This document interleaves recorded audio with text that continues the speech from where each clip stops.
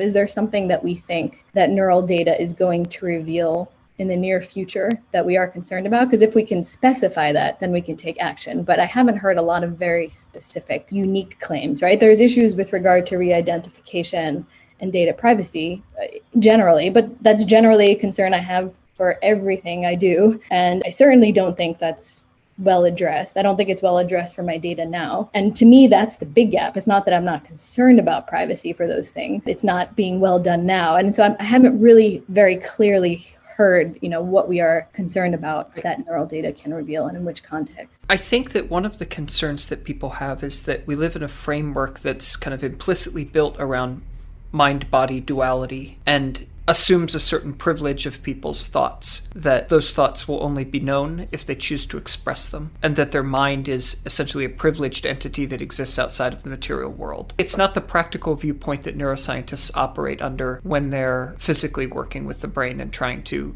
decode things. Yeah, a lot of neuroscientists probably have a kind of code that they live by every day and then a code that they use to scientifically interrogate the brain.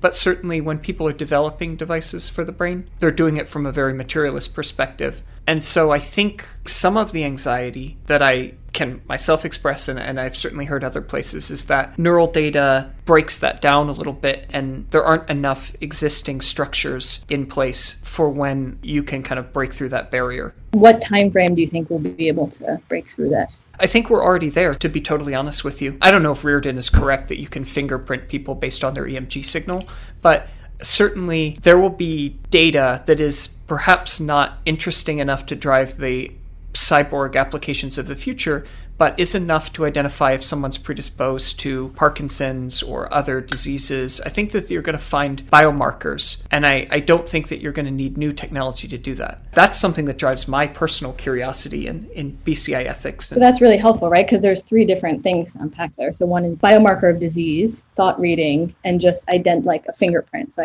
unique identification. And I think thought reading isn't necessarily thought reading in the sense that grabbing a complete snapshot of one's consciousness, but simply perhaps even just being able to bin the state of mind into a convenient bin.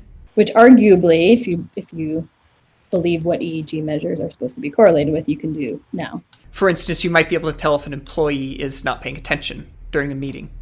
That's not exactly thought reading, but it's also data that employee might want to keep to themselves. So for me, I'll say it's super helpful to actually break, because privacy is such a big word, and thoughts, these are all like such big concepts that it's really, and I think the considerations for each of the things you mentioned are worth talking about.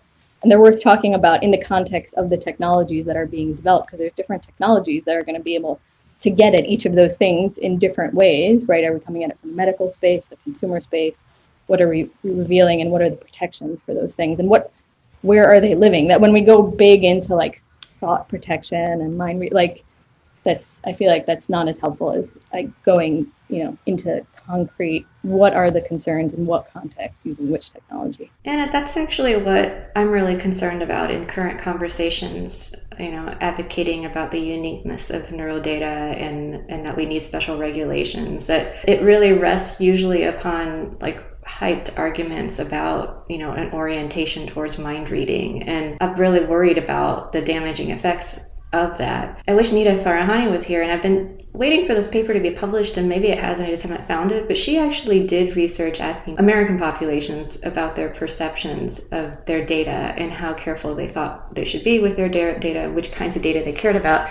And frankly, they didn't really seem to care uniquely about the neural data at all. Didn't explain why. It might be the case that they just didn't have a sense of what it was or what could be interpreted from it, but cared a lot about breaches that would let people know their social security number, their credit card numbers, their text messages. Those are the types of things they were worried about. So I think that it's important to then link what like Anna was saying, the capability of those technologies with the types of things that are tangibly out there in the world that people are concerned about, and circumscribe within the ability of what those technologies can do now. The reason I still think that even early on we need to take extra care and consideration with neural technologies, though, is because it's just another technology that's apprehending a unique kind of information that will likely get better and not worse.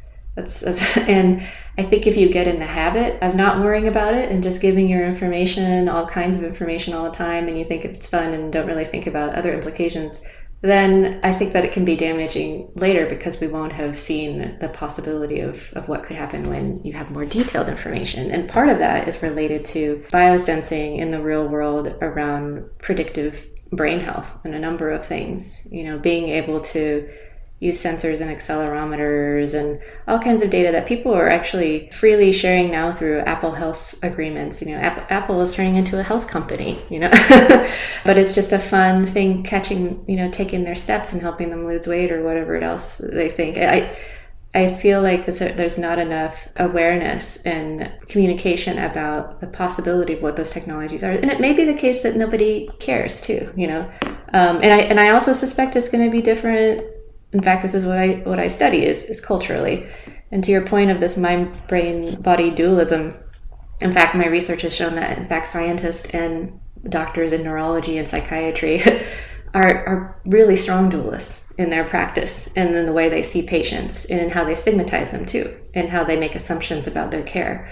So scientists aren't really different, even if they're on the nuts and bolts. Even those who profess that they are not that explicitly and have the vocabulary to say that will still in their work manifest in that way.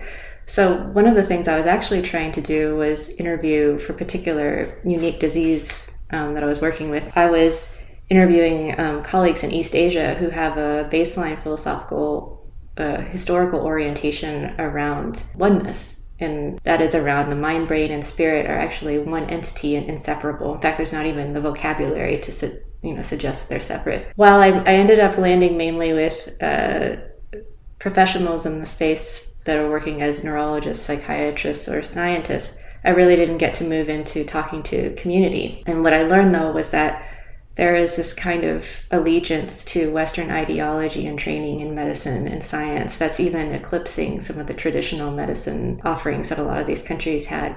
So there was being infiltrated with that kind of bias as well. It's interesting, but as far as the privacy bit, though, that seems to be oriented not necessarily around just mind-body dualism or collectivism or individualism, but is actually more oriented around the history of those words. So privacy in Chinese and in Japanese, the original translation is shameful secret. So why would you need to have one?